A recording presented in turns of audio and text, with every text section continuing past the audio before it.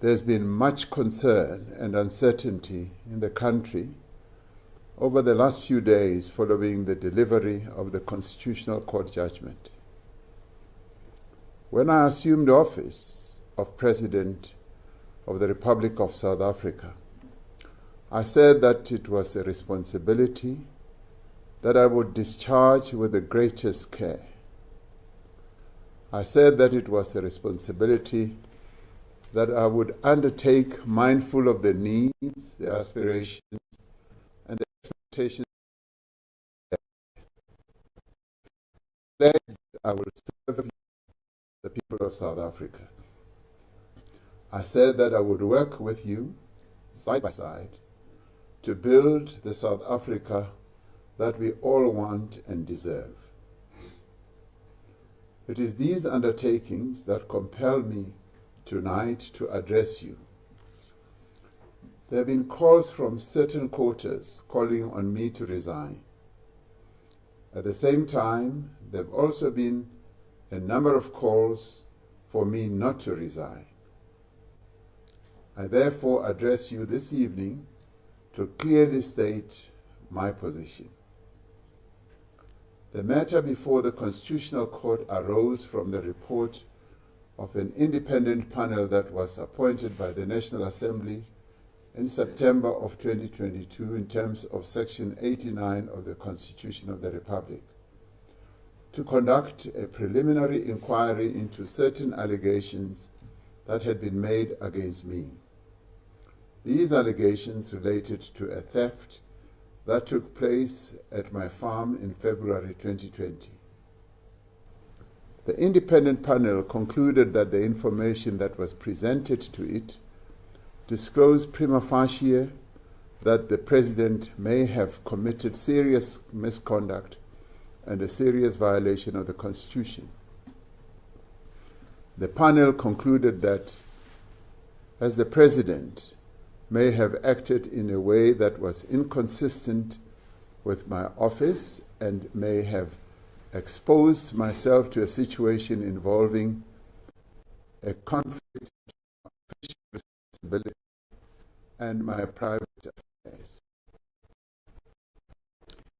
On the 13th of December 2022, in accordance with its rules, the National Assembly voted not to refer the independent panel's report to an impeachment committee that would consider the veracity and, where required, the seriousness of the charges contained in the motion.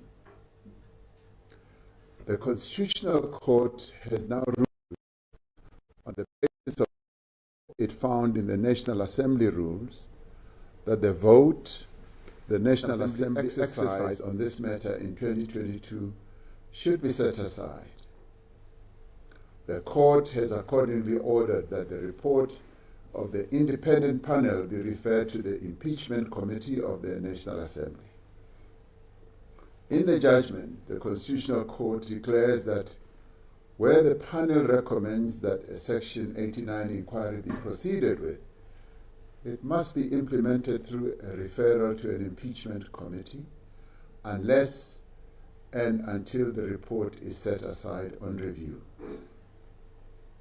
I accept and respect the Constitutional Court's ruling. I reiterate my firm commitment to the Constitution, the independence of the judiciary, and the rule of law of our country. Since the judgment was handed down, I have reflected on what the judgment means for our country, for the rule of law, and for the office that I occupy. I am mindful of the severe difficulties that the country is confronted with today. I'm also mindful of the need for stability at this time more than any other. At times of such uncertainty and contestation, our Constitution must and remains our guide.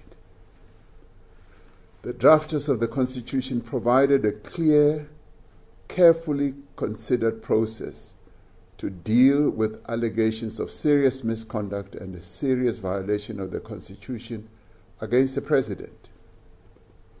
They foresaw that it would be necessary to provide recourse in the event that these allegations could be established, while at the same time protecting against spurious or malicious agendas.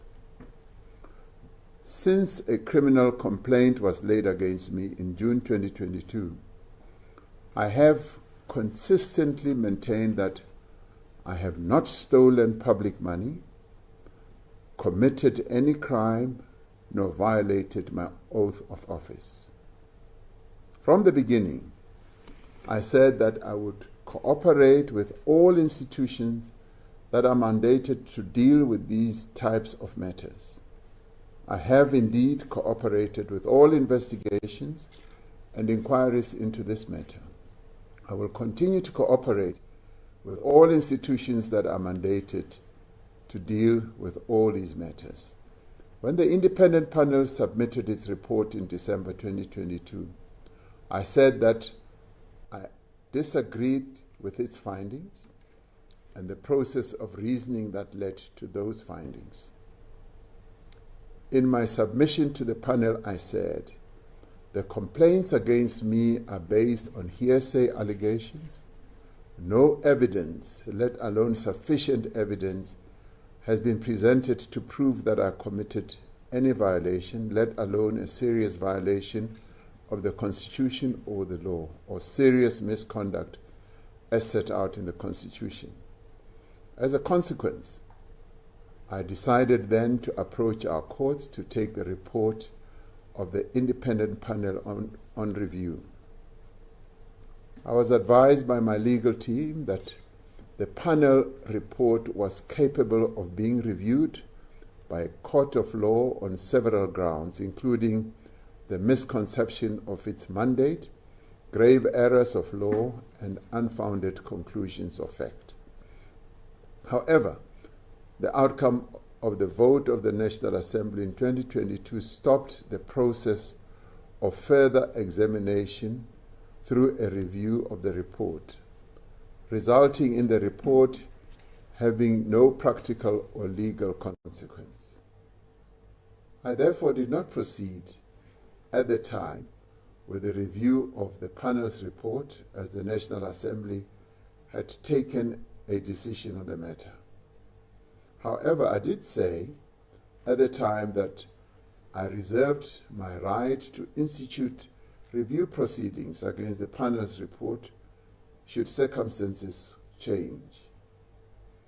The Constitutional Court judgment last week means that the report of the independent panel now has legal consequence, as it now stands to be placed before the impeachment committee. As the court ruled, the independent panel's recommendation to proceed with an impeachment inquiry must be implemented unless and until the report is set aside on review.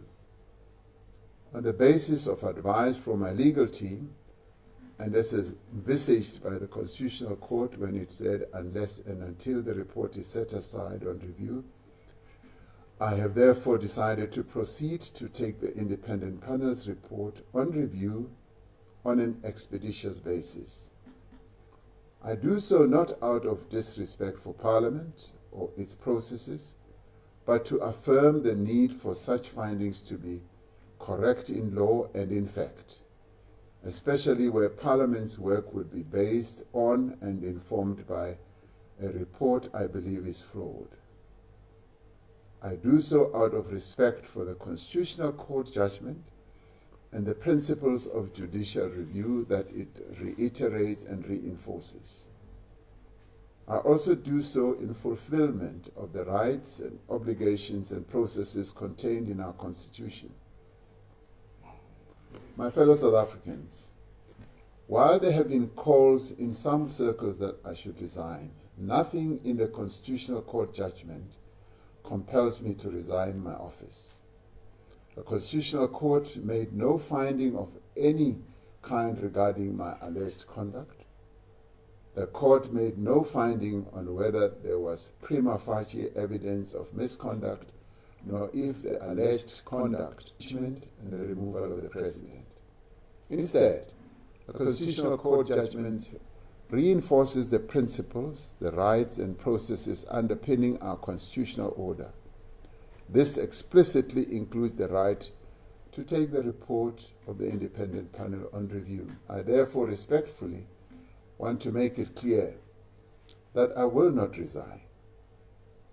To do so would be to preempt a process defined by the Constitution.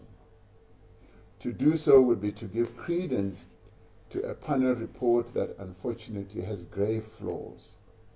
To do so would be to abdicate the responsibility that I assumed when I became President of the Republic. To resign now would be to give in to those who seek to reverse the renewal of our society, the rebuilding of our institutions, and the prosecution of the end to prosecution. I fully intend to continue serving the people of South Africa and to advance their interests. There is still so much to be done. 8 years ago, we set out on a new path for our country. Even as we set out on this new path, we knew that progress would not be achieved overnight. We declared our firm intention to put behind us the era of diminished trust in public institutions and the diminished confidence in its leaders. Since then, we have made much progress and continue to make progress in rebuilding the credibility, the integrity, and the capability of many of our institutions. Stolen funds are being recovered. Alleged perpetrators are being prosecuted. We are intensifying the fight against organized crime, kidnapping, and gang violence. We are implementing the recommendations of the State Capture Commission, and those responsible for wrongdoing against our people are being dealt with. Through the Madlanga Commission process, we are confronting corruption and criminality in our law enforcement and security services. As we negotiate the severe turbulence in the global economy, we are intensifying our efforts to ensure that every home in the country feels the effects of a growing economy that is creating jobs and opportunity. Despite the immense challenges we face, I am confident and full of hope about the future of our nation. I'm confident that the people of our country will pursue with even greater determination the path of renewal and the rebuilding of reconstruction and sustainable development. So, my fellow South Africans, guided by the rule of law and the principle of accountability, I intend to fulfill and complete the mandate that you, the people of South Africa, have given me. I will continue to do everything within my means to advance the rebuilding of our economy, the restoration of our institutions, and the renewal of our society. I will do everything in my power to strengthen the institutions that are responsible for safeguarding our democracy and upholding the rule of law so that they may never again be abused, co-opted, or repurposed to serve criminal interests. I will remain in your service and will continue to act in your interests and in the interests of our diverse and truly remarkable nation. I'm confident that together, as a nation, we will strive, we will progress, and we will overcome our challenges and difficulties. I remain here and am not resigning. May God continue to bless South Africa and protect her people. Thank you.